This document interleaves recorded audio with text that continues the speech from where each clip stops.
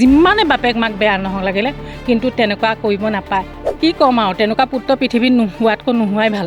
তেওঁলোকৰ শিক্ষা একো শিক্ষাই নাই। মানুহৰ চব পঢ়া শুনা শিক্ষা হ'লে নহ'ব। আমাৰ নিজৰ শহু হিচাপে ভাবিছিলোঁ। তেওঁ আমাৰ শহু, আমাৰ শাহু শহু নাই, গতিকে তেওঁ আমাৰ গাৰ্জেন হিচাপে আছিলে। কৰি ল'ৰা ছোৱালী জন্ম দিয়ে, এনেকুৱা ল'ৰা ছোৱালী মই দেখা নাই দেই। আমিও ইমান বহুত আমি শুশ্ৰূষা কৰিছোঁ। আমাৰ শহুৰ শাহুক হগা মোতা ধুৱাই মেলি আমি ইমান প্ৰতিপাল কৰিম। এতিয়া শুনি মানে বহুত দুখ লাগিছে। আমি ৰাতিপুৱা মৰ্ণিং ৱাক কৰিবলৈ যাওঁতে মানুহজন তাত বহি থাকে। তাৰপিছত কওঁ, দাদা আপোনাৰ ফুলবোৰ বৰ ধুনীয়াকৈ ফুলবোৰ ৰুৱে। তাৰপিছত গুটি দিব নিবলৈ দি দিয়াচোন, বিনিত গুটি দি দিয়া। তেতিয়া আমি কওঁ মানে মানুহজন সঁচাকৈ বোলো বহুত ভাল দেই। মানুহজনে বহুত দুখত তাত বহি থাকে। আমি ভাবোঁ মানুহজন কেলেই ইমান দুখত বহি থাকে। কেতিয়াবা আমাৰ নামঘৰত ভাওনা চাওনা কিবা কিবি হ'লে বিনিতে লৈ আহে, আহি পেলাই মানুহজনে কিন্তু কাৰো লগত কথা নাপাতে, বহুত মনে মনে বহি থাকে।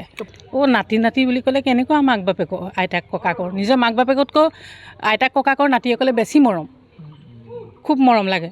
মানে কিমান চাওঁ হেঁপাহ কৰি আছিলে, কিন্তু অন্তিম সময়ত তেখেতে যিমানেই বেয়া নহওক লাগে, যিমানে বাপেক মাক বেয়া নহওক লাগিলে কিন্তু তেনেকুৱা কৰিব নাপায়। তেওঁলোকে উপলব্ধি কৰা নাই নেকি? তেওঁলোকে কেঁচুৱা জন্ম দিওঁতে কেনেকৈ ডাঙৰ দীঘল কৰি ইমান মৰমত ডাঙৰ দীঘল, কিয় তেওঁলোকে তেনেকুৱা কৰিলে মাক বাপেক? যিমান বেয়া নহওক লাগিলে কি ক'ব সেই পুত্ৰ বুজি? কি ক'ম আৰু, তেনেকুৱা পুত্ৰ পৃথিৱীত নোহোৱাতকৈ নোহোৱাই ভাল, নিজৰে ভাল। তেনেকুৱা পুত্ৰ জন্ম দি লাভ নাই নহয়। তেওঁলোকে কি শিক্ষা কৰিলে? তেওঁলোকৰ শিক্ষাত মানুহে পেলাব লাগে। তেওঁলোকৰ শিক্ষাত মই তেনেকৈ কওঁ, তেওঁলোকৰ শিক্ষাত বেয়া কথা নকওঁ আৰু তেওঁলোকৰ শিক্ষাত ভৰিয়ে গচকি পেলাব লাগে। তেওঁলোকৰ শিক্ষা একো শিক্ষাই নাই। মানুহৰ চব পঢ়া শুনা শিক্ষা হ'লে নহ'ব, মানুহক জ্ঞান হ'ব লাগিব। তেনেকুৱা পঢ়া শুনা শিক্ষা কামত নাহে। এইখন জগতত মানে সেইবিলাক মানুহক দেখুৱাটো বহুত ভুল কাম। তেওঁলোকে ইমান ভাল মানুহবিলাকে তেনেকুৱা কাম কৰিলে সেইবিলাকৰ কেলে কি থাকি গ'ল? তেনেকুৱা মানুহ নাই, পৃথিৱীত নাই। কি ক'ম, দুখ লাগিছে মানে, কাৰণ আমিতো সাধাৰণ মানুহ। যদি এজন মানে মানৱ সেৱা কৰা এজন চিকিৎসকে যদি তেওঁলোকৰ পৰানো কি মানৱ সেৱা মানুহে মানে ভাবিব। গতিকে আমি সাধাৰণ মানুহখিনিয়ে মানে আমি তেওঁক মানে শুশ্ৰূষা কৰিছোঁ।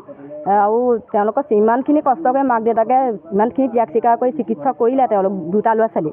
তেওঁলোকে যেতিয়া শেষ মুহূৰ্তত যেতিয়া দেউতাকক বিচাৰি নাহিলে আৰু কেনেকুৱা অমানুহ হ'ব লাগিব আৰু সেইটোৱে আৰু মই তাতকৈ ক'বলগীয়া একো নাথাকে। আমাৰ ঘৰত প্ৰায় 3 বছৰ, আৰু তেওঁলোকৰ আমাৰ চিনাকি 2017 চনৰ পৰা। ঘৰুৱা মানে 3 বছৰ পৰা আমাৰ ইয়াত আছেই। এইখন ঘৰত নহয়, আমাৰ ৰাস্তা কাষত এখন ঘৰ আছে, তাত আছিলে। তাৰমানে ইয়াত আমাৰ সুবিধা, আমাৰ যৌথ ফেমিলি ন, গতিকে তেওঁৰ সৈতে আমাৰ মেম্বাৰ 9 জন। গতিকে আমাৰ দিগদাৰ হয়। গতিকে ইয়াত খোৱা বোৱা কৰে, তাতো তেওঁ বনোৱা শুনা কৰে, আৰু মানে তেনেকৈ তাতে থকা মেলা হয়। আমাৰ নিজৰ শহু হিচাপে ভাবিছিলোঁ। তেওঁ আমাৰ শহু, আমাৰ শাহু শহু নাই, গতিকে তেওঁ আমাৰ গাৰ্জেন হিচাপে আছিলে। আমাৰ ক'বলগীয়া একো নাই। তাৰমানে কেলে তেওঁলোকৰ নিজৰ পৰিয়ালৰ বিষয়ে ইমান সবিশেষ আমি নাজানিছিলোঁ, কিন্তু শেষ মুহূৰ্তত মানে ফোন কলটোৰ পৰাহে ভালকৈ গম পালোঁ। আৰু লাষ্টত মানে তেওঁ ক'লে যে মানে মোৰ ল'ৰাটোলৈ ফোন এটা কৰিবা, মোৰ মানুহজনক ক'লে। তাৰপৰা ফোন এটা কৰিবা, তেতিয়া তেওঁ মেডিকেলত ভৰ্তি হ'ব ফোন কৰিছিলে যে ছাৰ আপোনাৰ দেউতাকক আমি এডমিট কৰিছোঁ যোৰহাট মেডিকেলত। গতিকে তাৰপৰা তেওঁ সুধিলে যে কোনজন ডাক্তৰে পাইছে, তাৰপৰা ডাক্তৰজনৰ নামটো কওকচোন। তাৰপৰা আমাৰ এওঁ ক'লে বোলে ডাক্তৰজনৰ নামটো মই বৰ্তমান জনা নাই, মই তেজৰ ৰিপৰ্ট নিবলৈ আহিছোঁ, গতিকে জানি পেলাই আপোনাক জনাম, কিন্তু আপুনি ছাৰ ফোনটো ধৰিব।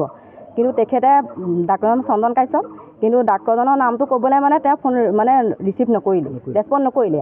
আৰু সেইকাৰণে আমিও তাৰ পৰা কি আশা কৰিম আৰু।